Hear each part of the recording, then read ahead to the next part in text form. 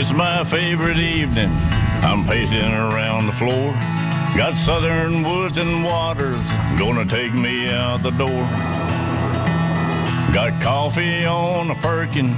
I'm about to have some fun. They'll have my mind chasing some critter on the run. Bring it on, southern woods and waters. Make me hear that sound of a fish that's breaking water or the bawling of some hounds. Make me smell that river mud, feel clean air on my face. Bring it on, southern woods and waters. Show me that special place. Probably about 11-inch crappie.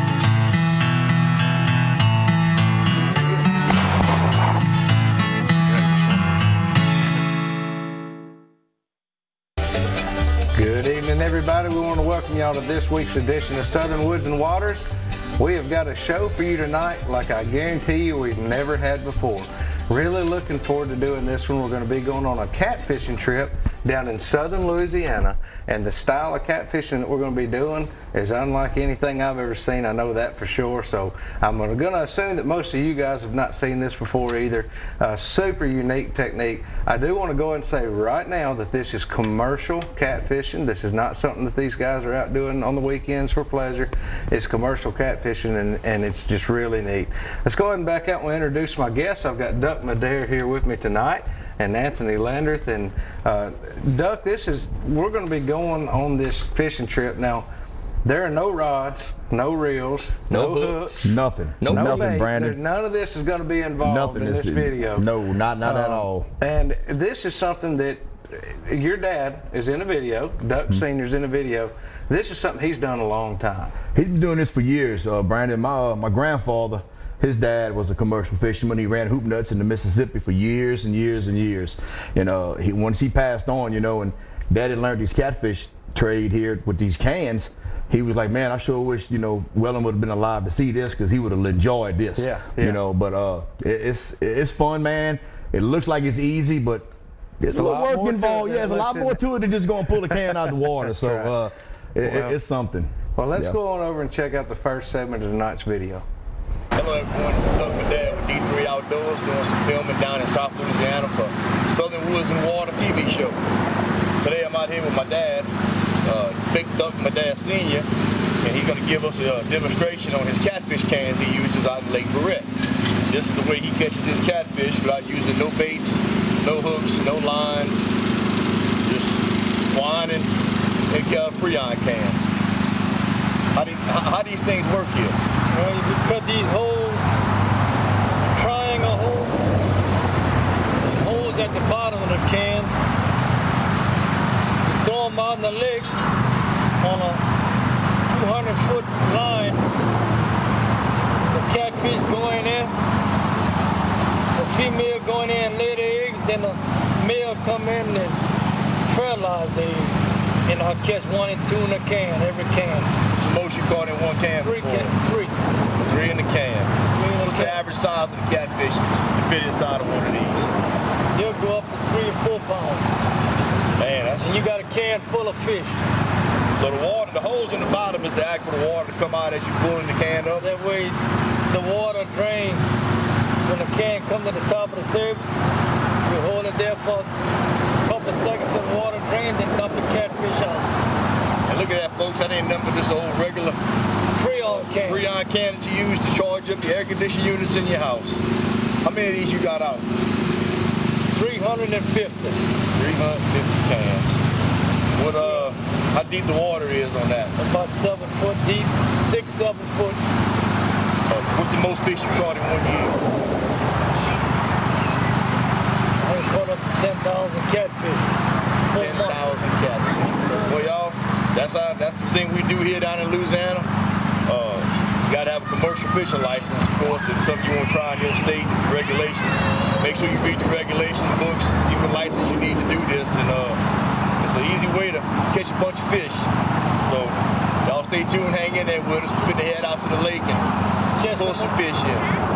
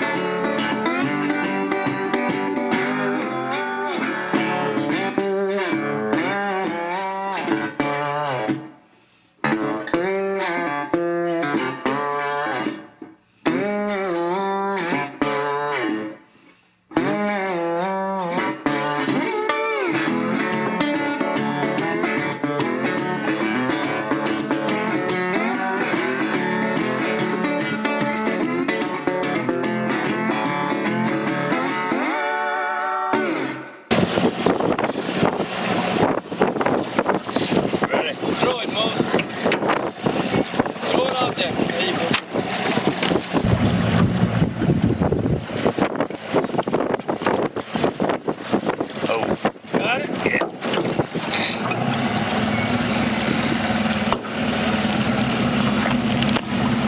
All right, ladies and gentlemen, we just caught our first line. Here with that souped up drag we got there by Mr. Moose. Y'all stay tuned. We fixing to put some catfish in the boat. Y'all ain't seen nothing like this yet. You didn't get this.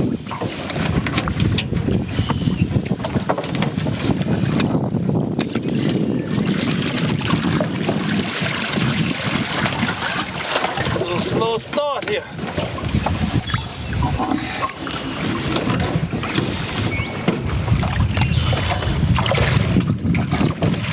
There we go. Oh, we got a fish? Hey, 2 fish.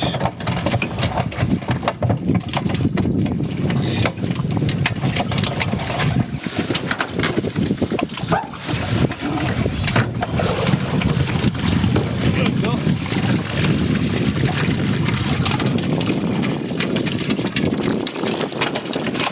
2 more fish. Who's got a fish?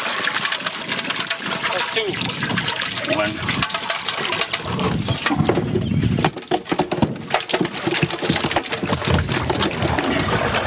Tons and tons of catfish, man. Sometimes we'll catch 2 to 3 catfish per can. Moose, let's get a look at that thing inside that can. Got 2 of them. 2 of them in there. Y'all can see that in there.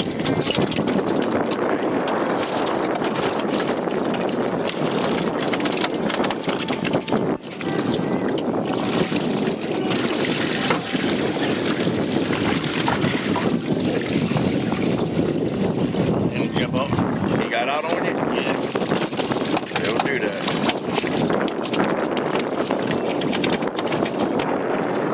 Big one too.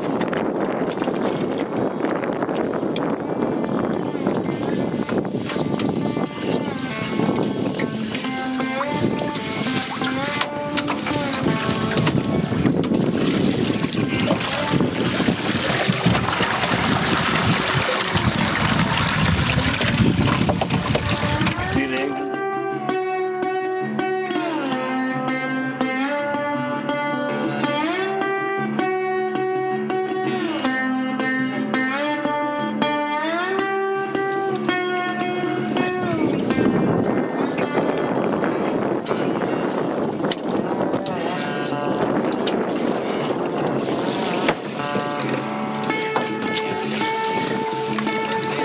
There you got one, Moose.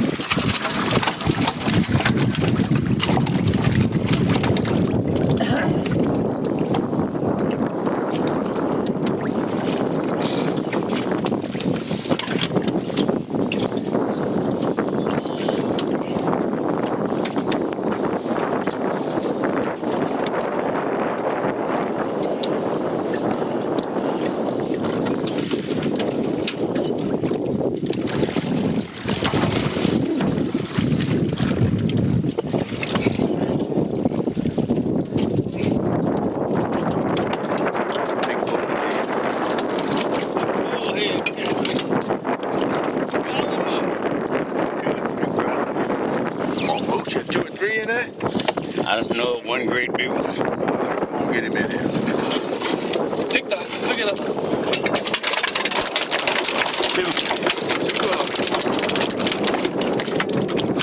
Got you, Moose. I got a big right there.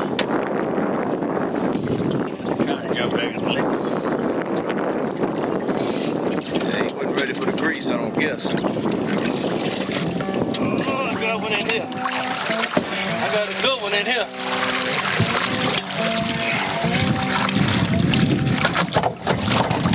There you go.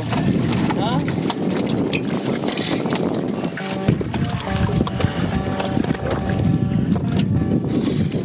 So how far out you got people buying catfish from you? All the way to Tennessee. What part of Tennessee? Brownsville, Tennessee. Okay. I got a man take 100 pounds of filet at a time. That's Brownsville. So you saying you can get the catfish delivered from South Louisiana all the way to West Tennessee? Yeah. And they love it too. Fresh. Ain't never been eaten before. Come on, this catfish ain't been eaten before? No. I'll tell you what. That's awesome. That's pretty good, man. So it's a good thing that fish had never been eaten before. I'm telling you, man, look, it's amazing that you catch one that ain't been ate before, Brandon. That's something. This is really cool, man. And as we get into the next segment, we'll learn a little bit more about it and see how y'all did for the day, and it's pretty incredible. But right now we're going to go over and do this week's weekly wild game forecast. It's being sponsored by the people over at Wilson Bank and Trust. They've been serving the Middle Tennessee community for over 30 years. You can stop in and see them at one of 28 Middle Tennessee locations. Be sure to tell them thank you for everything they do for us here at the show. All right, guys. Well, the actual forecast this weekend looks a little rainy, a little windy. I think it's going to make it tougher on us whether we're hunting or fishing, either one, as far as dealing with the wind. They're still going to be out there.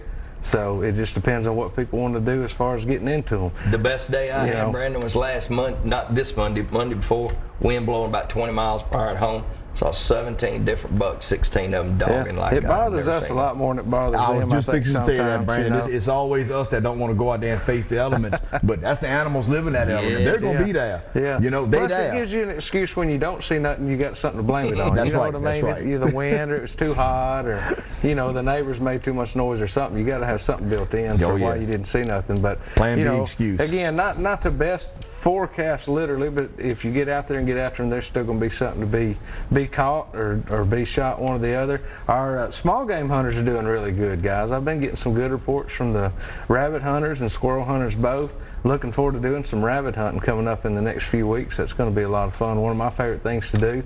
And we're going to have another squirrel hunt this year, Anthony? Probably going to have maybe two. I know we're going to have the juvenile one for sure. Okay. And probably the adult one. And we're also going to have a rabbit hunt over in Parrott County too. Yeah.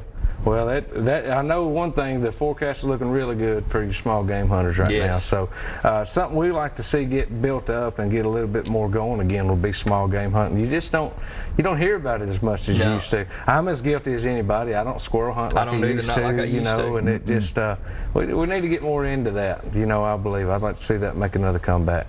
Guys, we're going to get ready to take a break, but before we do, I want to remind you to follow us on Facebook. Keep up with us there, and we'll let you know how our hunts and fishing trips are going on the weekends. We've got several great things coming up over the next few weeks that we're going to be sharing with y'all. So get with us there. Follow us at swwtv.com. You can find all of our past episodes and link to our sponsors. We'll be back here in just a minute with this week's Pictures of the Week and some more Southern Woods and Waters.